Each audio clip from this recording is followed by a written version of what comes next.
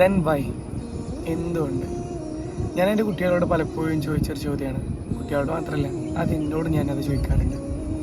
നമുക്ക് ചെറിയൊരു പാമ്പിനെ കാണുമ്പോൾ ഭയങ്കരമായിട്ട് പേടിയാണ് അല്ലേ? അതേപോലെ ചെറിയ എന്ത് പ്രാണിനെ കണ്ടാലും, തേളിനെ കണ്ടാലും, എന്തിനെ കണ്ടാലും നമുക്ക് ഭയങ്കര പേടിയാണ്. അതും പോരാഞ്ഞ് എന്തെങ്കിലും മണ്ണോ നമ്മുടെ ശരീരത്തിലായാലും നമ്മൾ വേഗം കഴുകി കളയും.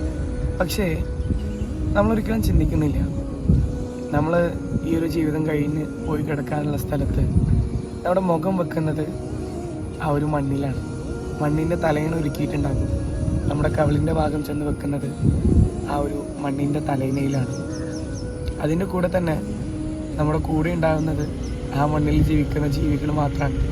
പക്ഷെ ആ സമയത്തൊക്കെ നമുക്ക് നമ്മുടെ കൂട്ടിനുണ്ടാകാൻ വേണ്ടിയിട്ട് പടച്ചവൻ നമ്മോട് ചെയ്യാൻ പറഞ്ഞ ഒരുപാട് നല്ല കാര്യങ്ങളുണ്ട്.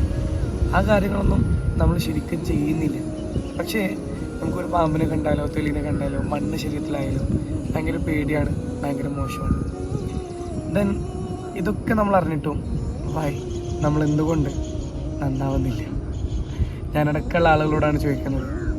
ഇങ്ങനെയൊക്കെ സംഭവിക്കുന്നത് നമുക്ക് 100% ഉറപ്പാണ്. പക്ഷേ നമ്മൾ ആരും അതിനെക്കുറിച്ച് ചിന്തിക്കൊന്നും കൂടിയില്ല. നമുക്ക് ഇവിടെ എൻജോയ് ചെയ്യണം, ജീവിതം ഒന്നേ ഉള്ളൂ, ആസ്വദിക്കണം എന്നുള്ളൊരു ആശയത്തിലാണ് നമ്മളെല്ലാവരും മുന്നോട്ട് പോകുന്നത്. പക്ഷേ ഇങ്ങനെയൊരു ജീവിതം ഉണ്ടെന്നും അവിടെ എങ്ങനെയൊക്കെയാണ് സംഭവിക്കാൻ നമുക്ക് അറിഞ്ഞിട്ടും എന്തുകൊണ്ട് നമ്മൾ നന്നാവാൻ വേണ്ടി ശ്രമിക്കുന്നില്ല? ഈ ചോദ്യം ഇടയ്ക്കൊക്കെ നമ്മൾ നമ്മുടെ ശരീരത്തിനോട് തന്നെ അല്ലെങ്കിൽ നമ്മളോട് തന്നെ ചോദിക്കാൻ ശ്രമിക്കാം. ദെൻ വൈ, എന്തുകൊണ്ട്?